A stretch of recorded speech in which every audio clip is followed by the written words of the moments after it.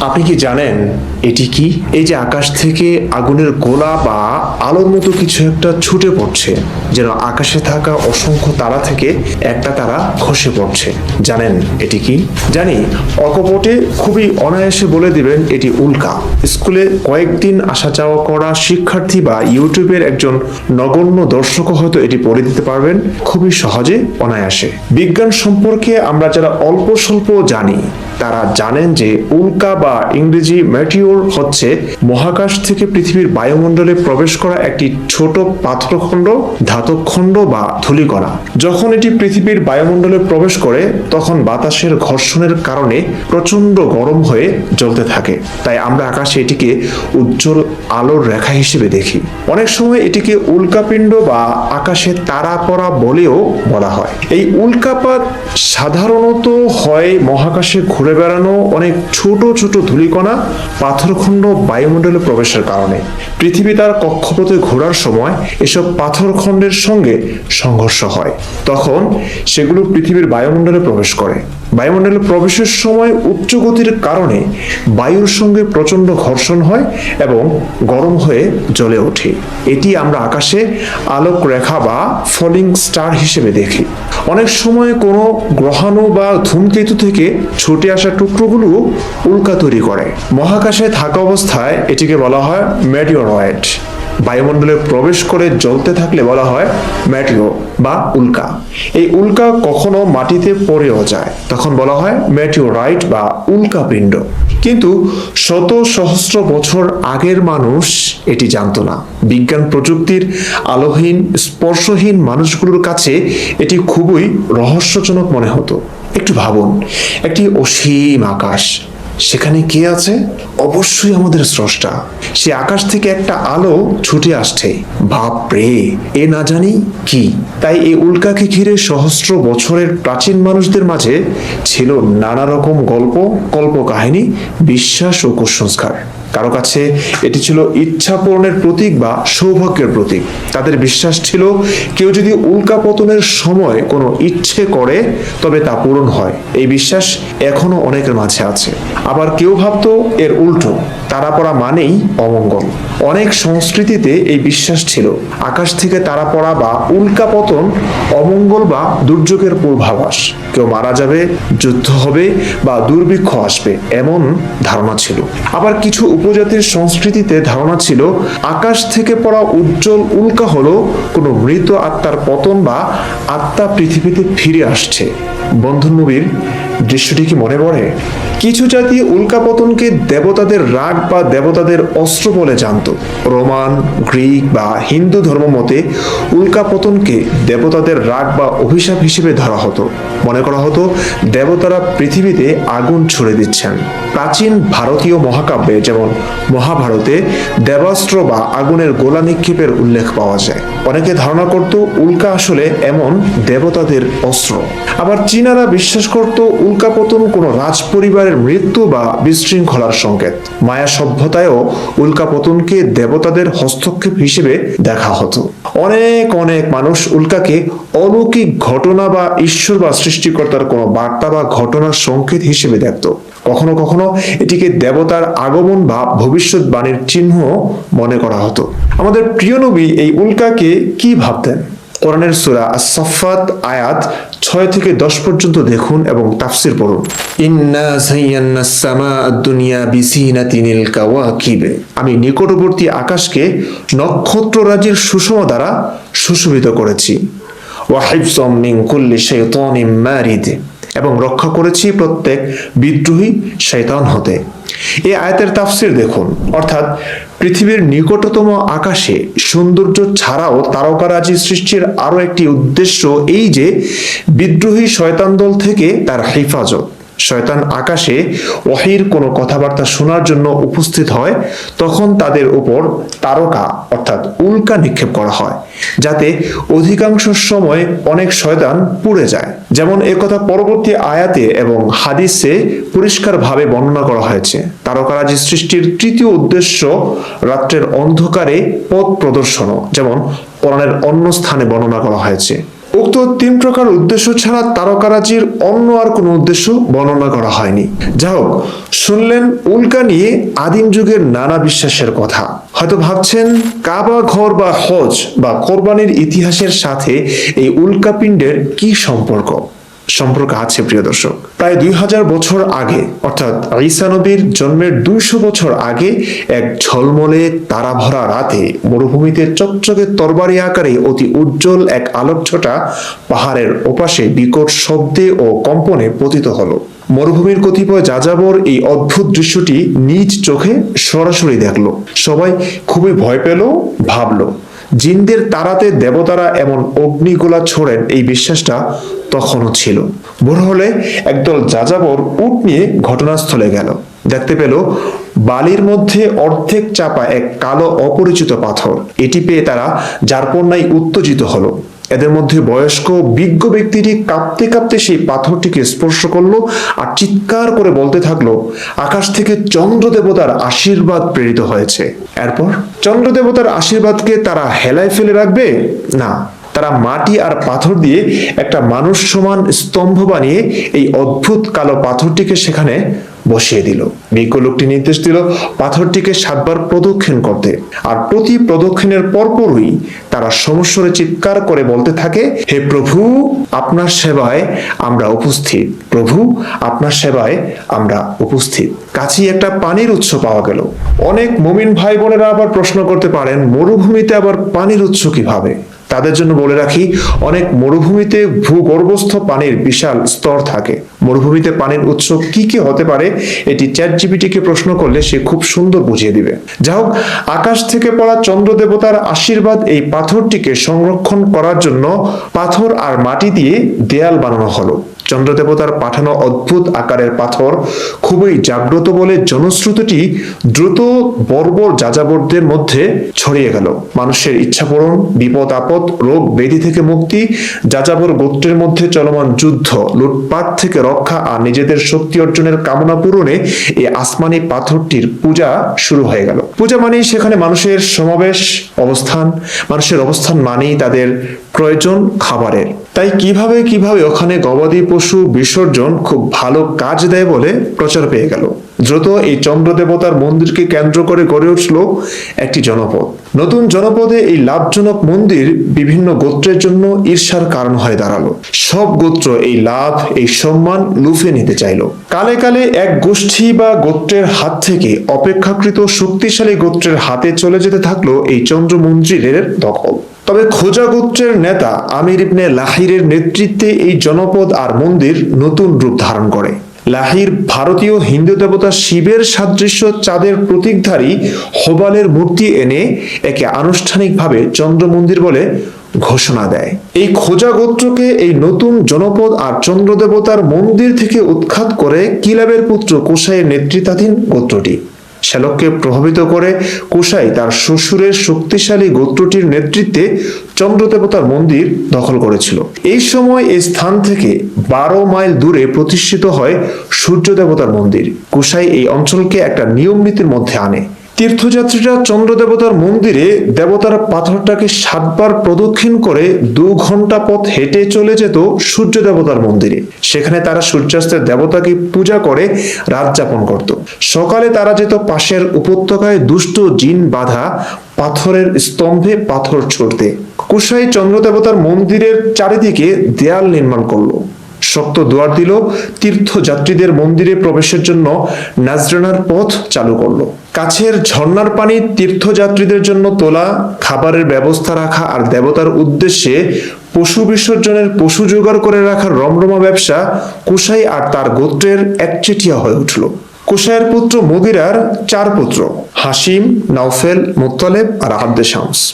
হাসিম তীর্থের ব্যবস্থাপনায় বেশ সাফল্য পায়। তার অন্যান্য ভাইয়েরা পার্শ্ববর্তী দেশ ও এলাকা থেকে বাণিজ্যিক লেনদেনের মাধ্যমে বিভিন্ন জনপ্রিয় দেবদেবীর মূর্তি সংগ্রহ করে চন্দ্র দেবতার মন্দিরকে সমৃদ্ধশালী করে তোলে। মন্দিরের প্রসাদ, চাঁদা, তীর্থ, পশু বিসর্জনের, তীর্থযাত্রীদের খাবার আর তীর্থে আসা মানুষজনের নিয়ে আসা পণ্যাদির ব্যবসা কুশাই পরিবারকে ধনাঢ্য করে দিল।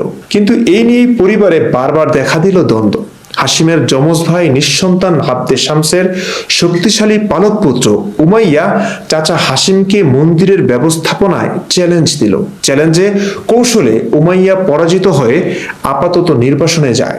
কিন্তু উমাইয়ার এই পরাজয় এই উমাইয়া গোত্র এবং এর অনুসারীদের উপর চিরস্থায়ী কুপ্রভাব ফেলে, যার জের এই গোত্র আজও বয়ে বেড়াচ্ছে। প্রিয় দর্শক, এই কোসাই, হাশিম, মুত্তালিব, উমাইয়া নামগুলো কি চেনা চেনা মনে হচ্ছে? যদি কিছুটা হলেও জেনে শুনে মুসলিম হয়ে থাকেন তবে অবশ্যই এই নামগুলো আপনার চেনা চেনা মনে হবে। চলুন তাহলে বিখ্যাত সিরাত গ্রন্থ আর রাহিকুল মাখতুম তাওহীদ পাবলিকেশনস পৃষ্ঠা 75 থেকে আমাদের নবীর বংশধারা দেখে নিই। এর আগে আমাদের আরবি টার্মটি বোঝা দরকার। আমরা জানি মোহাম্মদ বিন আব্দুল্লাহ মানে আব্দুল্লাহর ছেলে মোহাম্মদ। ইমরান বিন বশির মানে বশিরের ছেলে ইমরান, অর্থাৎ বিন মানে ছেলে। বিন শব্দের পরে যে নামটি থাকে সেটি বিন শব্দের আগের নামের পিতা হয়ে থাকে। এবার চলুন নবীর বংশধারাটি দেখে নিই। মোহাম্মদ বিন আব্দুল্লাহ বিন আব্দুল মুত্তালিব বিন হাশেম বিন আব্দে মানাফ বিন কোসাই বিন কিলাব বিন মুররাহ বিন কাব বিন লুয়াই বিন গালিব বিন ফেহের। তার উপাধি ছিল কুরাইশ এবং এই সূত্রেই কুরাইশ বংশের উদ্ভব। হ্যাঁ, এই কোসাই হচ্ছে সেই কুরাইশ যার নাতি হাশিমি হচ্ছেন আমাদের প্রিয় নবীজির দাদা ভাইয়ের বাবা। এখন সবকিছু কেমন চেনা চেনা, তাই না? এই যে মরুভূমির চন্দ্র মন্দিরে স্থাপিত বিশেষ পাথরকে 7 বার প্রদক্ষিণ আর চুমু খাওয়া, এরপর 12 মাইল হেঁটে সূর্য দেবতার মন্দিরে পুজো করে রাত যাপন আর পরদিন দুষ্ট জিনদের পাথর মারা, এই সব ধর্মীয় আচার আচরণ কি আমাদের খুব পরিচিত না? হ্যাঁ, এটাই সেদিনের সেই ঝকঝকে তারা ভরা আকাশের উপত্যকা যা আজকের মক্কা। সেই রাতে ভূপতিত চন্দ্র দেবতার পাঠানো উল্কাপিণ্ডটি আজকের হাজরে আসওয়াদ বা কালো পাথর। সেই চন্দ্র দেবতার মন্দিরই আজকের আমার আপনার প্রাণের কাবা। চন্দ্রদেবতার প্রতীক সেই নতুন চাঁদের প্রতীকই ইসলামী পতাকায় স্থান করে নিয়েছে। সৌদির পতাকা দেখে নিন। কাছের পানির সেই উৎসটি হলো আজকের জমজম। 12 মাইল দূরের সূর্যদেবের মন্দিরই হলো আজকের আরাফাত। দুষ্টজিনের পাথর মারা হয় সেই মিনায়। সেই পাথরে সেই চুমুচুমি, 7 বার প্রদক্ষিণ, সেই সমস্বরে আল্লাহুম্মা লাব্বাইক ডাক, পুজো শেষে পশু বলি যা আজকে কোরবানি নামে পরিচিত। কুসাই বা কুরাইশ যেভাবে মন্দিরে তীর্থযাত্রীদের কাছ থেকে শুল্ক তুলত, আজও সৌদিরা ইসলামী তীর্থযাত্রী বা হাজিদের কাছ থেকে সেই ফি নিয়ে বছরে প্রায় $40 বিলিয়ন আয় করে যাচ্ছেন। বলা চলে সৌদির অর্থনীতি দাঁড়িয়ে আছে এই হজ ব্যবসার উপর, যা কোসাই বা কুরাইশের সেই 2000 বছরের ধর্ম ব্যবসার ধারাবাহিকতা। মক্কা উপত্যকার সত্য ইতিহাসের কোথাও ইব্রাহিম আর শিশু ইসমাইলের গলা ছুরি দিয়ে কাটার মতো জঘন্য পাশবিক গল্পের কোনো উল্লেখ নেই। এটি কেবল আমাদের প্রিয় নবীজির মুখে শোনা আল্লাহর বাণী। কিন্তু ইসলাম ধর্মের আগের ধর্মগ্রন্থ বাইবেলে কিন্তু এই একই আল্লাহ মক্কা, ইব্রাহিম, ইসমাইল, হাজেরার মক্কায় আগমনের কথা বলেননি। বাইবেলে না আছে মক্কার কথা, না আছে মক্কায় ইব্রাহিম, ইসমাইল, হাজেরার আগমনের কথা, আর না আছে আল্লাহর আদেশে ইব্রাহিম কর্তৃক ইসমাইলকে জবাই করার ইচ্ছে এবং তার পরিবর্তে জান্নাত থেকে একটি পশুর জবাই হওয়ার কথা। হ্যাঁ, বাইবেলে এসব নিয়ে কাছাকাছি বর্ণনা আছে বটে, তবে সেই বর্ণনার স্থান চরিত্রের সঙ্গে ইসলামিক বর্ণনার স্থান চরিত্রের কোনো মিল নেই। অনেক গবেষকই বলেন মুহাম্মদের ইসলাম মূলত পূর্ববর্তী আসমানি গ্রন্থ তাওরাত ও ইনজিল থেকেই কপি করা। কিন্তু একই সাথে তাওরাত, ইনজিল এবং কোরআন অধ্যয়ন করলে বোঝা যায় তিনি নিখুঁত কপি করতে ব্যর্থ হয়েছেন। অনেক জায়গায় তালগোল পাকিয়ে ফেলেছেন। যদিও সেসব ইসলামী বিশেষজ্ঞরা খুবই সস্তা ও হাস্যকর গোজামিল দিয়ে বাইবেলের বর্ণনার সাথে মেলানোর চেষ্টা করে থাকে। উদাহরণস্বরূপ মক্কার কথা বলতে পারি। বাইবেলের কোনো সংস্করণেই, Hebrew Bible, old testament, new টেস্টামেন্টের কোথাও মক্কা বা মক্কা শব্দটি নেই। হ্যাঁ, বাইবেলের ওল্ড টেস্টামেন্টের একটি বই শামস, যাকে ইসলামের ভাষায় জাবুর বলা হয়, সেই শামসের অধ্যায় 84 আয়াত 5 থেকে 6 আছে, blessed are those whose strength is in you, whose hearts are set on pilgrimage. As they pass through the valley of Baca, they make it a place of springs. The autumn rains also cover it with pools. এখানে valley of বাকা শব্দটির দ্বারা মুসলিম বিশেষজ্ঞরা কোরআনের 3 নম্বর সূরা আলে ইমরানের 96 নং আয়াতে বর্ণিত বাক্কা শব্দের সঙ্গে মিল খুঁজে বলেন বাইবেলে মক্কার কথা বলা হয়েছে। কোরআনের আয়াতটি দেখুন, ইন্না আউওয়ালা বাইতি উদিআ লিন-নাসি লাল্লাযী বিবাক্কাতা মুবারাকান ওয়া হুদাল লিল আলামিন। নিশ্চয়ই মানবজাতির জন্য সর্বপ্রথম যে ঘর প্রতিষ্ঠিত হয়েছিল তা তো বাক্কায়, বরকতময় ও সৃষ্টি জগতের দিশারি হিসেবে। মক্কাকে কোরআনে বাক্কা বলা হয়েছে কেন, সেটি একটি প্রশ্ন। আর বাইবেলের সাথে মিল রেখে বাক্কা বললেই কি বাইবেলে বর্ণিত বাকায়ের সাথে মিলে যাবে? না। ইহুদি খ্রিস্টানদের মূলধারার বিশেষজ্ঞরা কেউ ভ্যালি অফ বাকা দ্বারা কখনোই মক্কা বা বাক্কা উদ্দেশ্য নেন না। বাইবেল হিব্রু ভাষায় নাজিল হয়েছে। হিব্রু ভাষায় বাকা মানে হলো কান্না, অশ্রুপাত বা বিলাপ করা, আর ভ্যালি অর্থ হলো উপত্যকা। ভ্যালি অফ বাকা মানে হলো দি ভ্যালি অফ উইপিং, অর্থাৎ অশ্রুর উপত্যকা, কান্নার উপত্যকা। এটি একটি প্রতীকী অর্থ। যেহেতু ওই উপত্যকার সফর দুষ্কর ও কঠিন ছিল, সেহেতু বলা হয়েছে অশ্রুর উপত্যকা। বাইবেলের সমস্ত ব্যাখ্যা গ্রন্থেই এটি বলা হয়েছে। উদাহরণস্বরূপ জার্মান লুথেরান খ্রিস্টান পণ্ডিত এবং বিখ্যাত হিব্রু ভাষাবিদ ও ধর্মতত্ত্ববিদ কার্ল ফ্রিডরিশ কাইল ফ্রান্স ডেলিশ, যারা মূলত হিব্রু বাইবেল অর্থাৎ ওল্ড টেস্টামেন্ট বা তানাখের উপর ব্যাখ্যা গ্রন্থ লিখেছেন, তাদের বই থেকে একটি উদ্ধৃতি দিচ্ছি। শামস এর অধ্যায় 84 আয়াত 5 থেকে 6 এর ব্যাখ্যায় বলা হয়েছে, all the ancient versions have valley of weeping. সব প্রাচীন সংস্করণে কাদার উপত্যকা বলা হয়েছে। একইভাবে ইব্রাহিম কর্তৃক ইসমাইলের কোরবানির জনপ্রিয় ঘটনাও বাইবেল থেকে কপি করা হয়েছে ইসলামে, কিন্তু বাইবেলের বিবরণের সাথে ইসলামের বিবরণ মেলে না। বাইবেলে ইব্রাহিম কর্তৃক তার একমাত্র পুত্র ইসহাককে কোরবানি দেওয়ার ঘটনা বর্ণিত হয়েছে এবং ইসহাকের গলায় ছুরি না, তাকে পুড়িয়ে দেওয়া বলি হিসেবে উৎসর্গের কথা বলা হয়েছে। পড়ুন জেনেসিস অধ্যায় 22 আয়াত 2। আমি NIV অর্থাৎ নিউ ইন্টারন্যাশনাল ভার্সন থেকে পড়ে শোনাচ্ছি। Then God said, take your son, your only son whom you love, Isaac, and go to the region of Moriah. Sacrifice him there as a burnt offering on a mountain I will show you. এখানে ইসমাইল না ইসহাকের কথা বলা হয়েছে। পুরাই হযবরল এক অবস্থা। ইসলামে ইব্রাহিমের ছেলেকেই পরিবর্তন করে ফেলেছে, ইসহাকের জায়গায় ইসমাইল, এবং পুড়িয়ে বলি দেওয়ার বদলে জবাই করার কথা বলা হয়েছে। কোরআনের সূরা সাফফাতের 100 থেকে 111 আয়াতে কোরবানির ঘটনা আসলেও সেখানে ইসমাইলের নাম সরাসরি আসেনি। তবে তাফসিরে ইবনে কাসিরে সরাসরি ইসমাইলের কথা বলা হয়েছে এবং হাদিসেও কোরবানি দেওয়া ছেলের নাম ইসমাইল বলা হয়েছে। হাদিস নম্বর 2707 নম্বর হাদিসে ইসমাইলের কথা আছে। দর্শক দেখলেন, ইসলামের পূর্ববর্তী ধর্ম ইয়াহুদ ও খ্রিস্ট, কোরআনের আগের আসমানি কিতাব তাওরাত ইনজিল, সেই মূল ধর্মের এবং তাওরাত ইনজিলের ঘটনাগুলোই এসেছে পবিত্র কোরআনে, কিন্তু দুর্ভাগ্যবশত হুবহু কপি করা সম্ভব হয়নি। আপনারা দেখলেন তাওরাত ইনজিলের সাথে মেলানোর কত চেষ্টা করেছেন ইসলামী বিশেষজ্ঞরা। যেখানে তাওরাত ইনজিলের বিশেষজ্ঞরাই বলছে মক্কার কথা বলা হয়নি, সেখানে মুসলিম বিশেষজ্ঞরা গায়ের জোরেই যেন মক্কার কথা আছে বলে উল্লেখ করেছেন। দেখলেন বাইবেলের কোরবানির ঘটনার সাথে ইসলামের কোরবানির কিছুটা মিল থাকলেও অনেক ক্ষেত্রেই তালগোল পাকিয়ে ফেলা হয়েছে। এমন তালগোল পাকানো ধর্ম, এমন অস্পষ্ট অজ্ঞাত এক কল্প কাহিনীর জের ধরে এখনো বছরে প্রায় 25 লাখ মানুষ সেই মক্কায় হজ করতে যাচ্ছে, লাখ লাখ টাকা ব্যয় করে। মানুষ সেই কাবাকে তাওয়াফ বা প্রদক্ষিণ করছে, যা ছিল চন্দ্র মন্দির, যাতে ছিল 360টি মূর্তি। এখনো মানুষ সেই হাজরে আসওয়াদ বা কালো পাথরের চুমু খেয়ে পাপ মোচন করতে জীবনও দিচ্ছে, যা ছিল মূলত আকাশ থেকে পড়া একটি উল্কাপিণ্ড। সেই মুজদালিফা, সেই আরাফাত, সেই সাফা মারোয়া পাহাড়ে তাওয়াফ সবই চালু আছে। এখনো মানুষ বেঁধে রাখা শয়তানকে পাথর ছুঁড়ে মারছে। এখনো মানুষ একটি নির্দিষ্ট দিনে প্রায় 50 মিলিয়ন পশু বলি দিচ্ছে ইব্রাহিম ইসমাইলের একটি অস্পষ্ট কল্প কাহিনী বা মিথকে স্মরণ করে, যার সত্য ইতিহাস মূলত একটি ভ্রান্ত ধারণা থেকেই সূচিত হয়েছিল। দেখুন, প্রকৃতির নিয়মই এটি, এক প্রাণী আরেক প্রাণী খেয়েই বাঁচে।